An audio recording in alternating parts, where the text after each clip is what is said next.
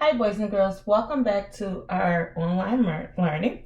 Today in math, we're going to be learning about the properties of addition. When we're adding, there are three properties that we'll be focusing on, and these properties will help us better understand what addition means and will also better help us remember our addition facts. Okay? The three properties we're going to be talking about are the commutative property, identity property, and the associative property. What I have done was I gave you the meaning of all three properties, and then we're going to talk about each of the meanings. I also gave you three examples of each of the properties just so that you can get an idea of what they look like. And then after we discuss each of the properties and we look at the examples, we are going to work together as a class to solve some addition problems within 20 using either one of these properties. Okay, so here we go. The first property is the commutative property. This property says you can flip the addends, and we learned about addends on the last couple of days of class. We've been labeling it on our number sentences. And remember, our addends are the numbers that are being added. It says you can flip the addends, but the sum stays the same. Sum, we also learned about, is the answer to an addition problem, okay? So what they're saying is, this says no matter if I have two numbers, I can flip those numbers around and my answer will stay the same, okay? I will use the same numbers. I'm not going to put in a different number. I'm going to use those numbers I had originally used as my addends, and I'm going to keep those addends, and I'm just going to flip them around and my addends will stay the same. So a little trick or a little rhyme or a little song I usually do to help me remember it for the commutative property goes something like this. Commutative, flip it, same number, same answer. Okay, I'm going to do it again. Commutative, flip it, same number, same answer. So my hands is letting me know that I'm going to flip the addends in different positions, but my sum will stay the same. So my examples I included were 5 plus 3. If I add 5, I have 5 pieces of candy, I add 3 more. So 5, 6, 7, 8. So 5 plus 3 is 8. So I'll put an 8 up here to let me know that's how much it equals, okay? And then I come over here, I notice I'm using the same two digits. I'm using the same addends, the 3 and the 5. All I did was flip them around. Instead of the 5 being written first in the number sentence, I switched it and put the 3 first. And I kept the 5, so it just flipped around, 3 plus 5. So if I start out with 3, punch it out, 3, and add 5 more, 4, 5, 6, 7, 8. It gives me 8. And if I look over to my left side, I had 8 on my left side. Even though I changed the order in which the numbers were written, I still got the answer 8. So that lets me know I wrote this number sentence correctly. Notice I didn't add a 2. I didn't put a different number. I didn't add a 1. I didn't add a 7. I didn't add a 0. I kept the 2 digits that I wanted to use, and I just flipped them around like the commutative property told me. It said I can flip the addends, but the sum stays the same, okay? And if you notice, my sum stayed the same. Let's look and see if it happens again. So we got 7 plus 6 equals 6 plus 7. So the only addends I'm using are the 7 and the 6. I flipped them around. The 7 went first in this number sentence, but when I look over in the second number sentence, the 6 went first and the 7 went last. Let me see if they equal the same amount. So here I go. I'm going to punch it out. starting with 7, 7, 8, 9, 10, 11, 12, 13. So 7 plus 6 is 13.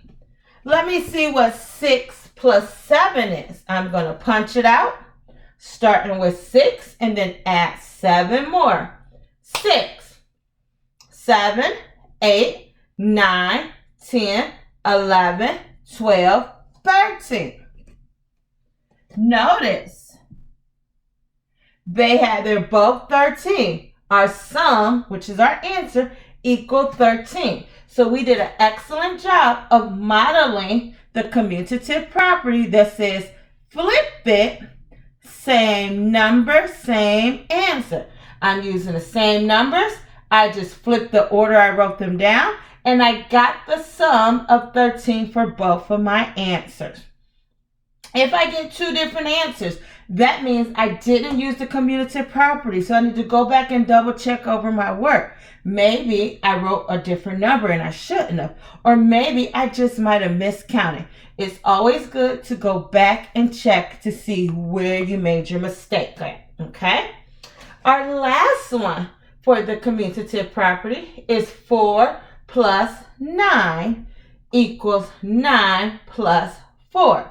Notice I only use the numbers 4 and 9. In the first sentence, I started out with 4 and ended with 9. In my second number sentence, I'm going to start out with 9 and end with 4. But they're the same thing. Let's see if we get the same answer.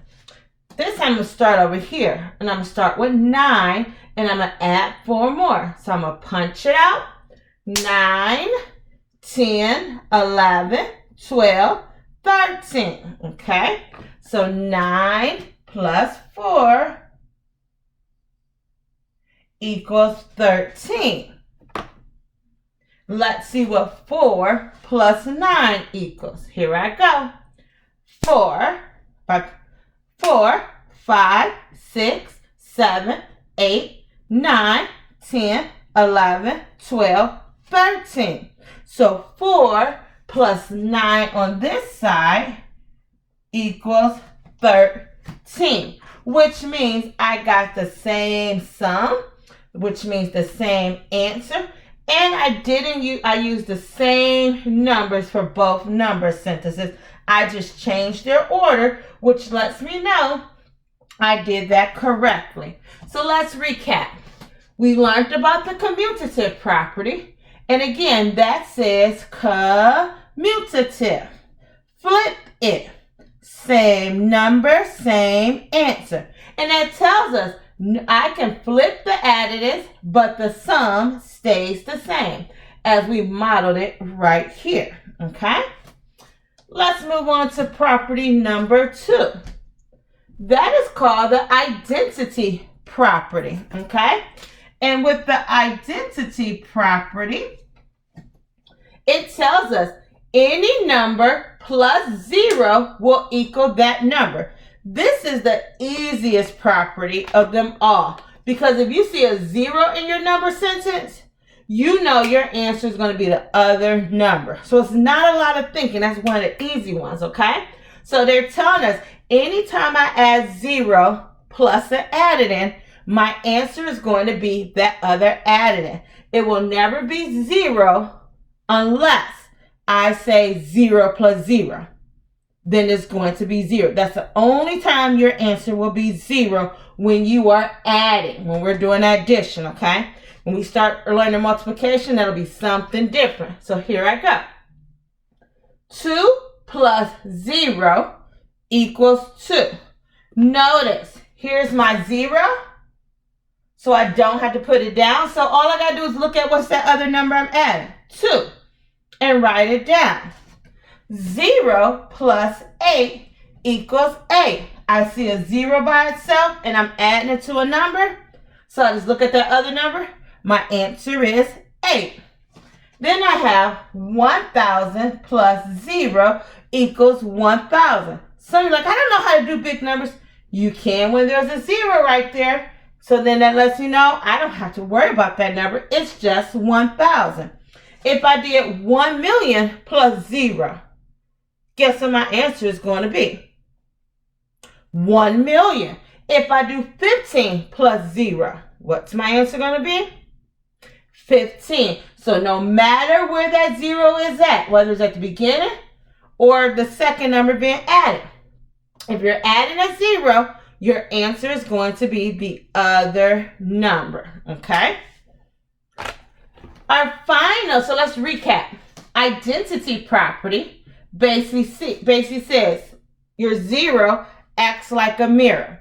So if I put a 0 in a mirror, or 8 plus 0, what comes out is that 8. What I see is what I get, okay? If I put 8 in the mirror and I'm not adding anything to it, what's left over or what I'm going to get out of that is 8. So I like to say our identity property is like a mirror. So I'll say identity. What you see is what you get. What does identity mean? What you see is what you get. If I see a 0, I'm going to get that 8, that other number, okay? Very easy one. This will be the easiest one for you to catch on to, okay? Our last property is called the associative property.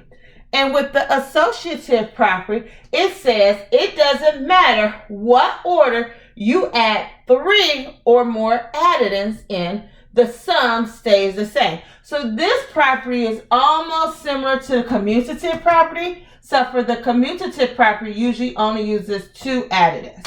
The associative property uses 3 or more additives. And if you look over here, I got 4 plus 6 plus 1. So I got 1, 2, 3 additives. Then I got 1, 2, 3 additives on the other side, okay? I could have added a 2 in here and that would have been 4 additives. It's okay, I could have 5 additives. That associative property tells us I can put these additives in different order.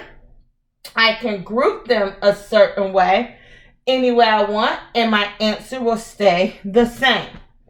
If you see parentheses, those are our math brackets. That means you group them together, and sometimes when you get older, you'll learn that you have to add those first.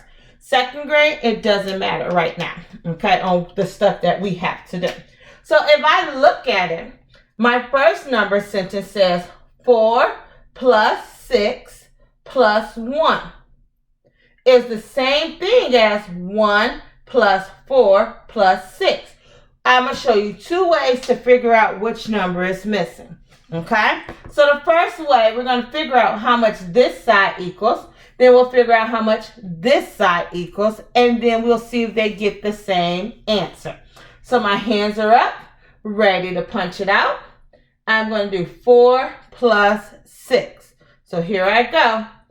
4, 5, 6, 7, 8, 9, 10. Plus 1 more, 10, 11. So 4 plus 6 plus 1 equals 11. But then on this other side, they switched those numbers around. And they instead of having 4 first, they put 1. Instead of having 6 next, they put 4 and made the 6 last. But let's see, we get the same answer. 1 plus 4. I'm going to punch it out. 4 plus 1 more, 5. And then 5 plus 6. And I'm going to punch it out. Here I go. 5, 6, 7, 8, 9, 10, 11. So 1 plus 4 plus 6 is 11. And again, notice my additives are the same. Okay? I use the same 3 numbers. Sometimes it's hard for you to see which numbers is missing. Sometimes it's hard to see if you use the number more than once. So one way of figuring it out is if I look on this side, I have a 4 over here. If I cross it off, guess what? When I find a 4 over here, I cross that off. Basically, if I wanted to find out what this missing number was right here, and I'm going to draw a box and erase it, okay? If I wanted to find out what that missing digit was or additive was, I'm going to cross them, do a process of elimination. So then I have 6 here, but I don't have 6 there. So that may mean that missing number is 6. But let's find out. So I'll skip it and I'll go over to the 1. I have a 1 here and a 1 here. So the only digit that's not crossed off to let me know that number is missing is indeed the 6. So that's how I can do process of elimination, making sure when I'm using associative property and I go to flip the digits, I can cross off numbers on both sides to make sure I included each number so that I don't duplicate, which means add a number two or more times, and so I don't miss a number at all, okay? The next one, got it group, we got 3 digits again. So we got 3 plus 9 plus 2 equals 2 plus 3 plus 9. Let's find out what 3 plus 9 is by punching it out. Here we go. 3, 4, 5, 6, 7, 8, 9, 10, 11, 12. So 3 plus 9 is 12. And I want to add 2 more. So here I go. 12, 13, 14. So 3 plus 9 plus 2 equals 14. Let's see if this side equals 14. Both sides have a 2. Both sides have a 3. Both sides have a 9. So it should equal 14, but let's see. Let's start out with 2 plus 3 by punching it out. Here we go. 2, 3, 4, 5. So 2 plus 3 equals 5. Now I'm going to do 5 plus 9. Here we go by punching it out. 5, 6, 7, 8, 9, 10, 11, 12, 13, 14. So 2 plus 3 plus 9 equals 14. And notice my answer, which is the sum, is the same exact number. So I grouped those correctly. I grouped those 3 additives correctly. Our last number sentence, an example, would be 7 plus 5 plus 8 equals 8 plus 7 plus 5. I see a 7 over here, a 7 over here. I see a 5 over here and a 5 over here. I see an 8 here and an 8 there. So they both have the same additives. They're just in different orders. Let's see if their sum is the same. So here we go. I'm going to start out with 7 plus 5. Here I go. 7, 8, 9, 10, 11, 12. And then I'm going to do 12 plus 8. Here I go. 12, 13, 14, 15, 16, 17, 18, 19, 20. So 7 plus 5 plus 8 equals 20. Let's see if 8 plus 7 plus 5 equals the same thing. I'm going to start out with 8 and add 7 more. Here I go. 8, 9, 10, 11, 12, 13, 14, 15. So 8 plus 7 equals 15. And then I'm going to add 5 more to it. So 15 plus 5. Here I go. 15, 16, 17, 18, 19, 20. And if you notice, I have 20 on this side. I have 20 on that side. So that lets me know when I use the associative property, I group them together, I grouped them correctly, and I got the sum of 20 on both sides, okay? And boys and girls, this is what we have. This is what it means to have properties of addition. So what we're going to do now, we're going to go to Google Slides, and we're going to practice showing the commutative property. We're going to practice showing the identity property. And we're going to practice showing the associative property. And then today in your Seesaw account, what you are going to be required to do, you're going to kind of get a little setup just like this, but then you are going to be required to give me 2 different examples of your own for each property. But before we get to that, we're going to make sure we do a couple of them together so that way we are experts at the properties of addition before you have to do it on your own, okay? So let Miss Barnhart go ahead and switch over to Google Slides. And then as I'm switching over to Google Slides, I want you to go ahead and get a paper and a pencil so that way you can do some problems and you can work with us, work Miss Barnhart to do some similar problems as well, okay? Let's see who's going to be the first one ready. On your march, get set, get your supplies.